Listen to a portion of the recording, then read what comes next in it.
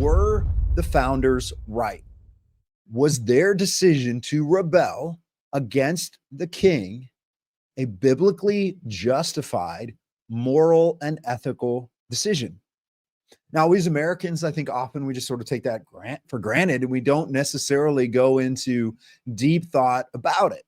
And there's a perspective. I remember going to Philadelphia, going to Independence Hall as a kid, probably fourth grade, and getting a tour. And I remember the park ranger there talking about the idea that the founders were rebels and criminals. And he sort of gave a British perspective on the Revolutionary War and talked a little bit about what did the king think? What did the British people think of these rebellious, ungrateful colonists?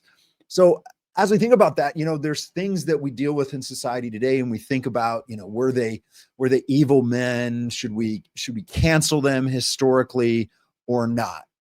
And what I want to submit to you as we go through this today, what I'm really going to talk about is whether or not their decision to go to war, to engage in warfare, meaning the taking of life in order to gain freedom and independence for the American colonies. So I just want to start by framing it this way. I don't think we can understand the Revolutionary War and where America was at, where the colonies were at that time, without the Great Awakening.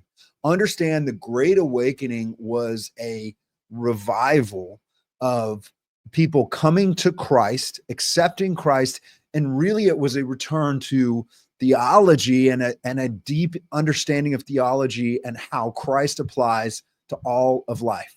So I personally don't believe we would have seen an American Revolution. We wouldn't have had the founders without the Great Awakening, and that brought about things like the Black Robe Regiment. And if you've heard of that, that was this idea that there were these pastors and ministers that were not only preaching that the war was biblically justified, they were articulating and arguing those points, but as well willing to take up arms themselves if necessary.